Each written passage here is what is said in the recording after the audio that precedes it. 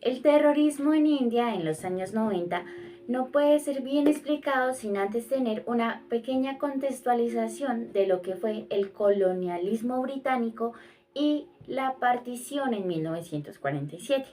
Durante más de un siglo, Inglaterra gobernó a India, donde allí puso una política de división comunitaria, en la cual separaba a sus habitantes por religiones y por castas.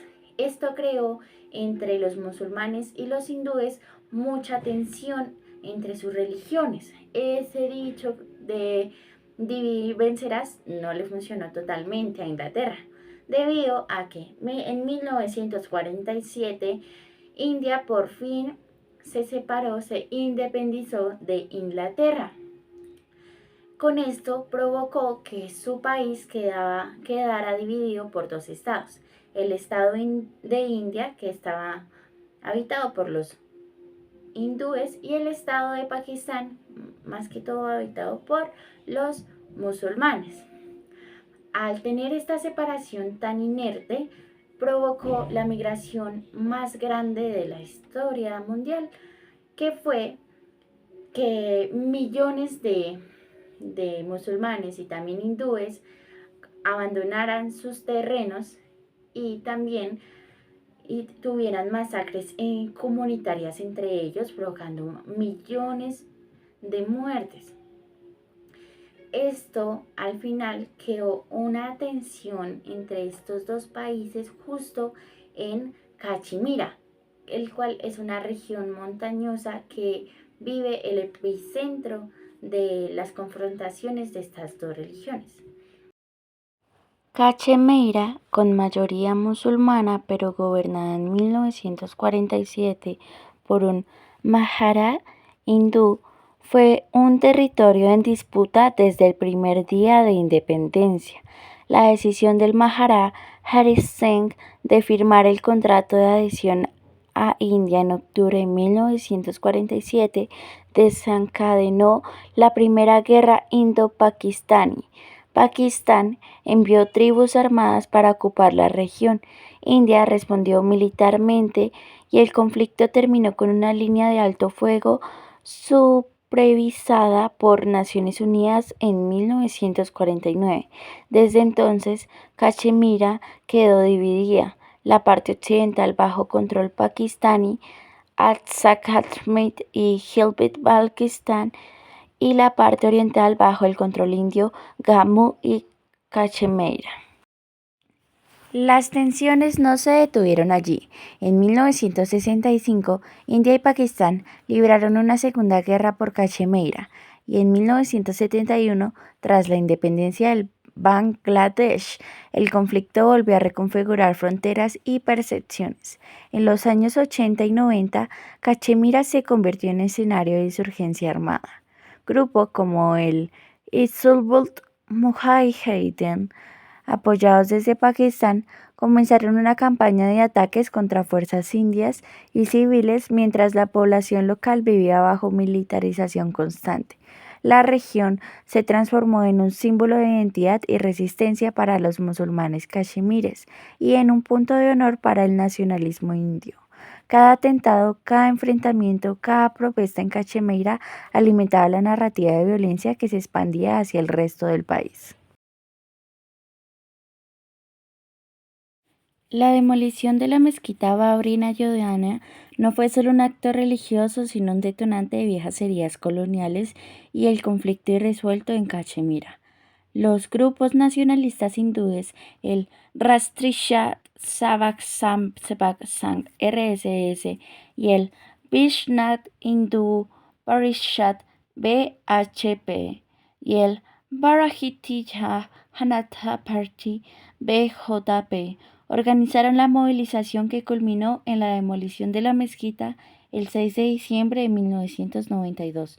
Para ellos, Ayodhya era un símbolo de identidad religiosa y política, y su destrucción fue presentada como una recuperación del lugar sagrado del dios Rama. La demolición provocó enfrentamientos intercomunitarios en todo el país, con más de 2.000 muertos. Fue el inicio de un ciclo de violencia que transformó la noción de terrorismo en India, de insurgencias regionales a atentados urbanos masivos, de conflictos locales a redes transnacionales.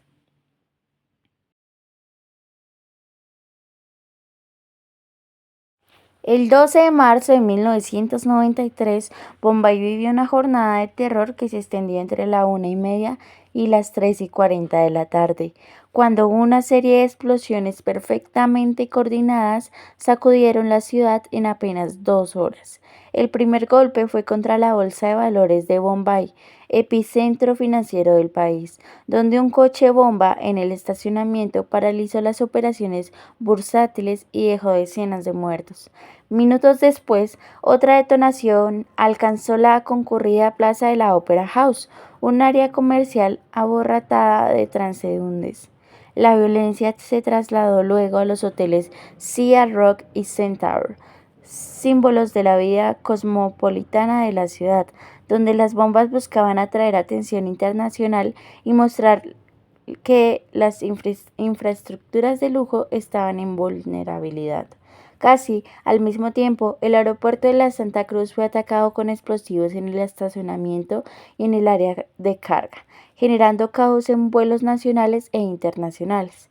En paralelo, una bomba en Socoter arrasó el Saveri Bazar, el mercado de las joyas más concurridos de Bombay, causando decenas de víctimas entre comercios y compradores, mientras otra explosión golpeaba la sede del partido Shiv Sena, blanco político directo de los atacantes. El ciclo de violencia continuó en el Century Bazaar y en una gasolinera de Worli, donde las detonaciones provocaron incendios y pánico generalizado, y se extendió a zonas de oficina en Nariman Point, áreas residenciales en Mahim y en el puerto de Dockyard Road, mostrando la capacidad de los atacantes para golpear simultáneamente distintos nodos de la ciudad. En total, 257 personas murieron y más de 1.400 resultaron heridas. La operación fue a cargo de la red criminal The Company, liderada por Dawood Ibrahim, con Tiger Menon como cerebro logístico y su hermano Jacob Menon, posteriormente condenado y ejecutado en 2015. El uso de RDX, un explosivo militar de alta potencia, evidenció apoyo externo y vínculos con la inteligencia pakistaní. El atentado fue una represalia directa tras la demolición de la mezquita Babri en Ayodhya y los disturbios que siguieron en Bombay, donde comunidades musulmanas fueron atacadas. La convergencia entre militancia islamita y crimen organizado permitió financiar y ejecutar el ataque, transformando la violencia intercomunitaria en terrorismo urbano masivo y marcando un antes y un después en la historia de India. Este evento cambió totalmente la percepción del terrorismo en India. Por primera vez, un atentado mostraba coordinación, planeación y vínculos internacionales.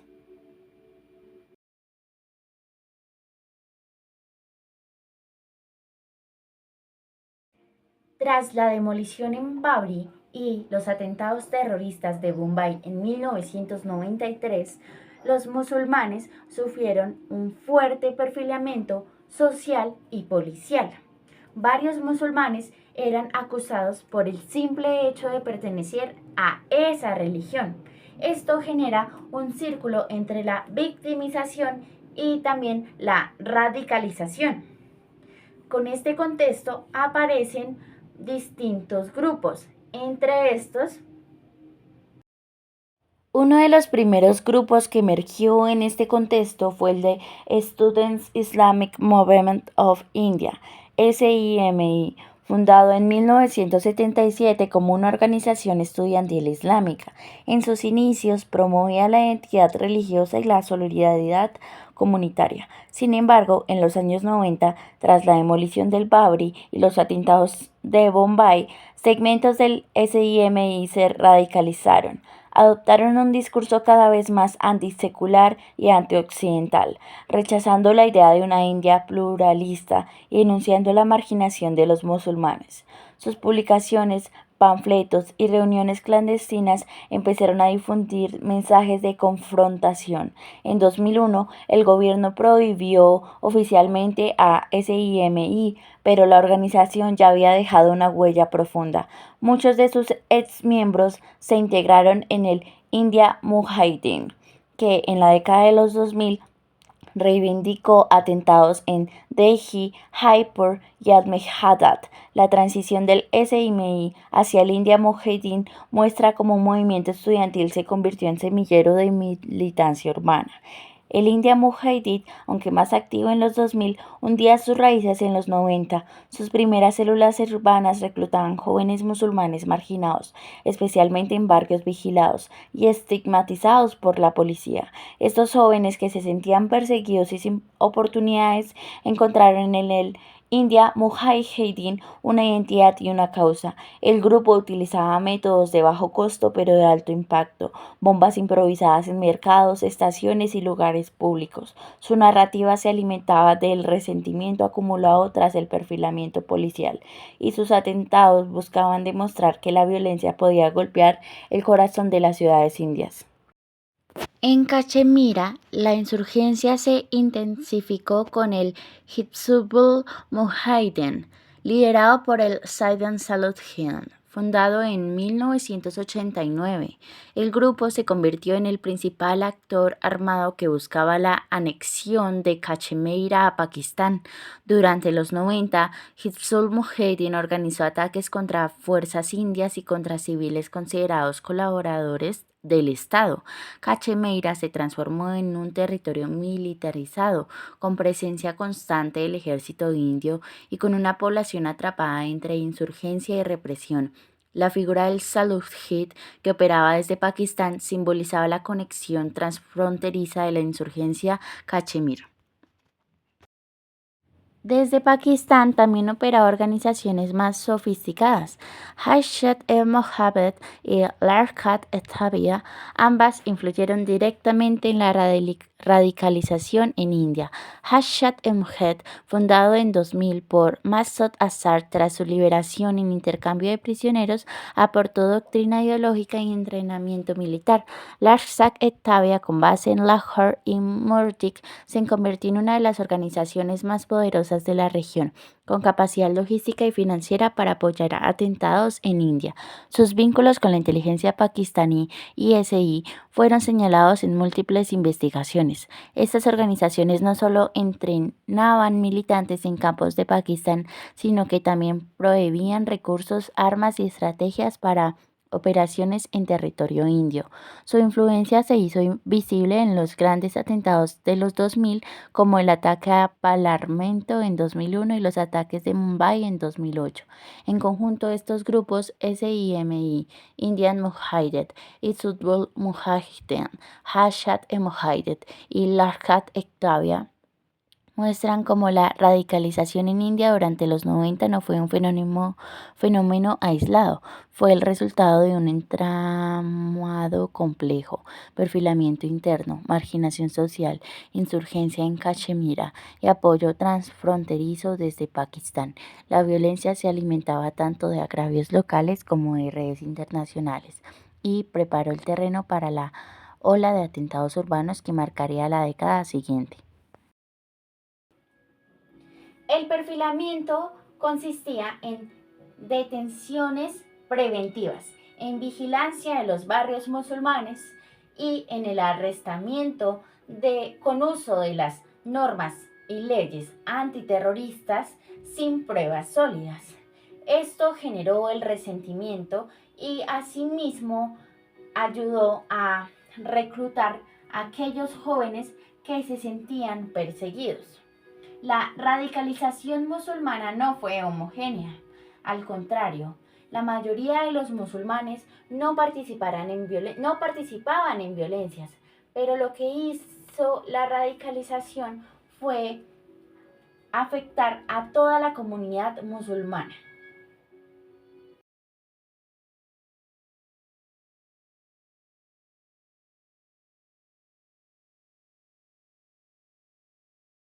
La respuesta estatal al terrorismo en India no se limitó a operativos policiales, sino que endureció de manera progresiva los marcos legales y las capacidades operativas. Desde mediados de los 80, el Estado indio comenzó a experimentar con leyes de excepción que otorgaban poderes extraordinarios a fuerzas de seguridad y a los tribunales especiales. La primera gran herramienta fue el Terrorist and Destructive Activities Act, TADA, vigente entre 1985 a 1987. Esta ley permitió detenciones sin orden judicial por periodos extensos, admitió confesiones bajo custodia como evidencia y estableció tribunales especiales con procedimientos expeditos. En teoría, TADA buscaba enfrentar insurgencias como la de Punjab y los primeros brotes de violencia en Cachemira. Sin embargo, en la práctica se documentaron numerosos abusos, detenciones prolongadas sin cargos formales, confesiones obtenidas bajo coerción, aplicación desproporcionada sobre minorías musulmanes y sikhs e incluso uso contra opositores políticos. Organizaciones de derechos humanos denunciaron que miles de personas fueron encarceladas sin pruebas sólidas y que la ley se convirtió en un instrumento de represión más que en una herramienta de seguridad. Finalmente, ante la acumulación de críticas y evidencia de abusos sistemáticos, TADA fue derogada en 1995. Sin embargo, los atentados de los 90 y el inicio de los 2000 llevaron al Estado a reintroducir un marco similar. Tras el ataque al Parlamento en 2001, se promulgó la Prevention of Terrorism Act, POTA, vigente entre el 2002 y 2004. POTA retomó muchas de las disposiciones de TADA, pero las amplió. Autorizó detención preventiva por periodos más largos, habilitó el congelamiento de bienes y cuentas bancarias, facilitó la proscripción de organizaciones consideradas terroristas y endureció la criminalización del apoyo material o logístico.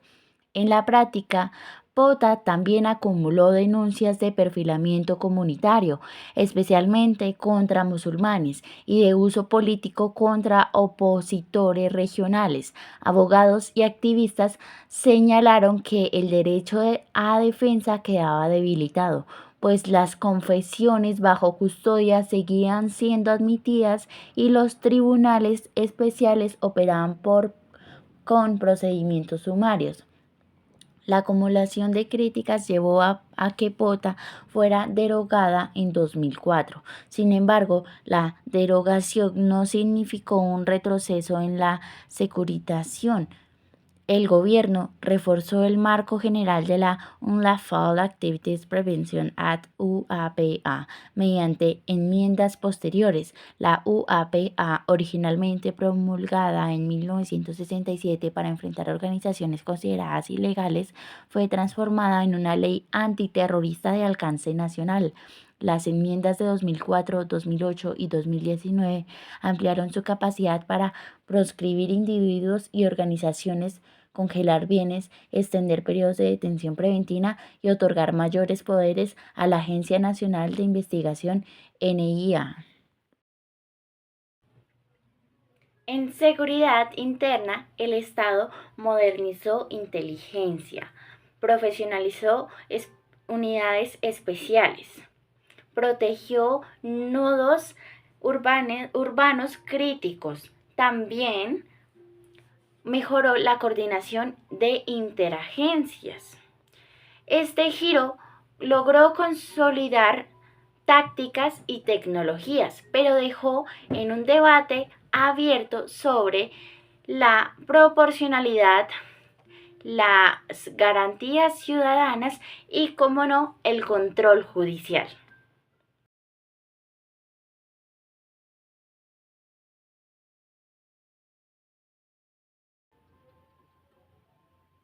En la época de los 2000, el terrorismo en India se volvió más sofisticado y más transnacional.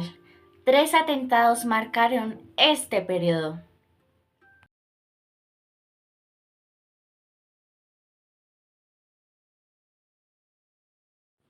El 13 de diciembre de 2001, 5 militantes armados de Hayat-e-Mohammad y Lashkar-e-Taiba irrumpieron en el complejo del Parlamento Indio del Nueva Delhi, armados con fusiles AK-47, granadas y explosivos. Intentaron asesinar a los principales líderes políticos del país, incluyendo al primer ministro, a miembros del gabinete.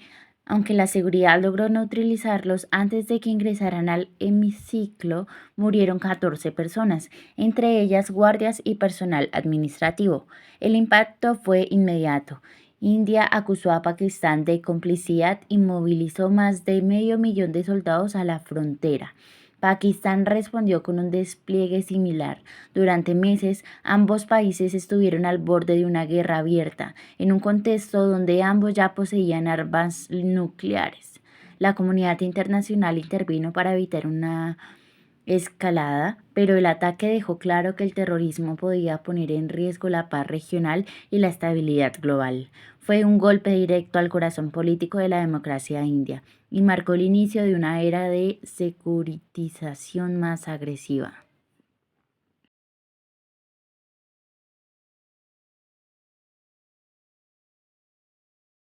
El 11 de julio de 2006, Mumbai volvió a ser escenario de terror. En apenas 11 minutos, 7 explosiones coordinadas sacudieron trenes suburbanos en plena hora pico. Las bombas colocadas en compartimentos de primera clase mataron a cerca de 190 personas y dejaron más de 800 heridos. El ataque fue atribuido a células del India Mujahideen con apoyo logístico del Lashkar-e-Taiba. El impacto fue devastador. Los trenes suburbanos son el sistema circulatorio de Mumbai, transportan millones de personas cada día, y el atentado golpeó directamente la vida cotidiana de la ciudad. Las imágenes de vagones destrozados y los pasajeros heridos recorrieron el mundo, mostrando que el terrorismo ya no se limitaba a blancos políticos o militares, sino que buscaba sembrar miedo en la rutina diaria de la población. El ataque evidenció la capacidad de los grupos para coordinar operaciones urbanas de gran escala y mostró cómo la radicalización de los 90 se había transformado en terrorismo urbano sistemático.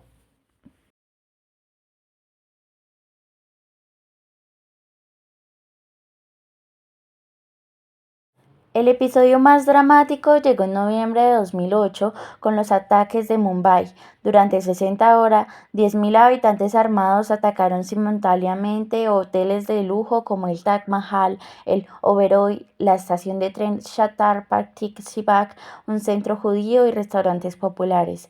El saldo fue de 173 muertos y más de 300 heridos.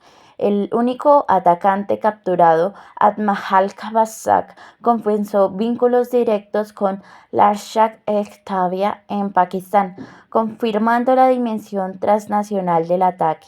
La operación fue planificada con entrenamiento militar, uso de GPS y comunicación satelital, lo que evidenció un nivel de sofisticación sin precedentes en India.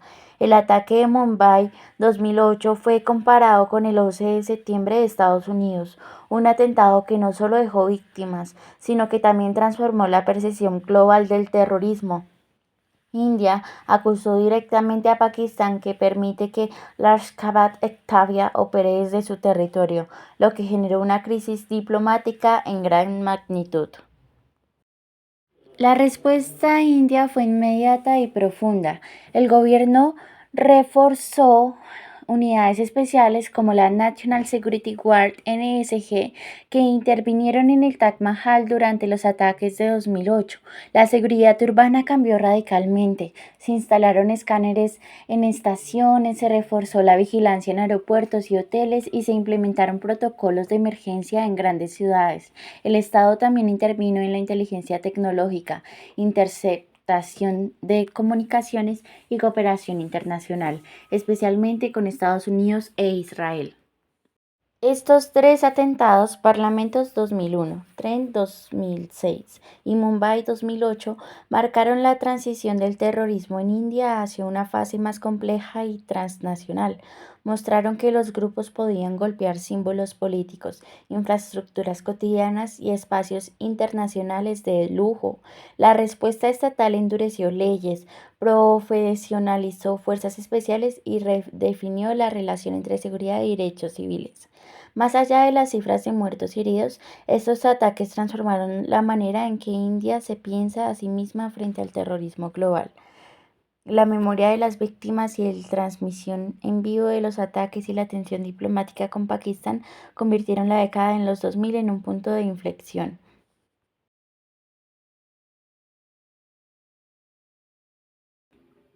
El recorrido en los años 90 hasta los 2000 muestra cómo el terrorismo en India evolucionó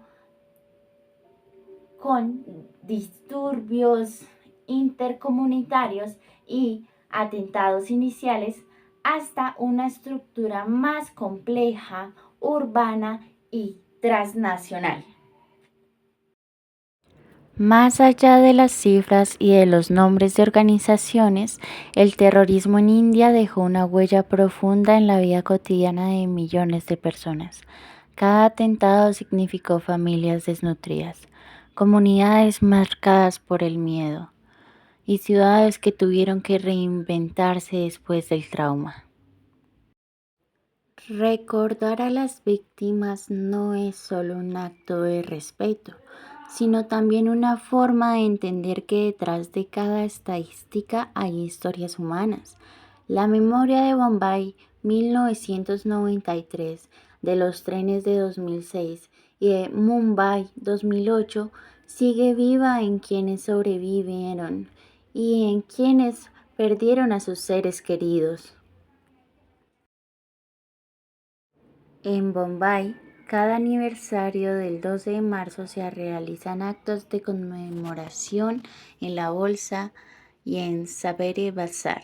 En Mumbai, los trenes subdesarrollados llevan placas en memoria de las víctimas de 2006 y el Taj Mahal Hotel, reconstruido tras los ataques del 2018, mantiene un espacio dedicado a quienes murieron durante las 60 horas de terror. Estos gestos muestran que la memoria no es solo un recuerdo doloroso, sino también un compromiso con la resiliencia. Al mismo tiempo, la sociedad india debate cómo equilibrar seguridad y derechos civiles, cómo evitar que las leyes antiterroristas se conviertan en instrumentos de exclusión y cómo construir un futuro donde la diversidad religiosa y cultural sea una fuerza de unión y no de división.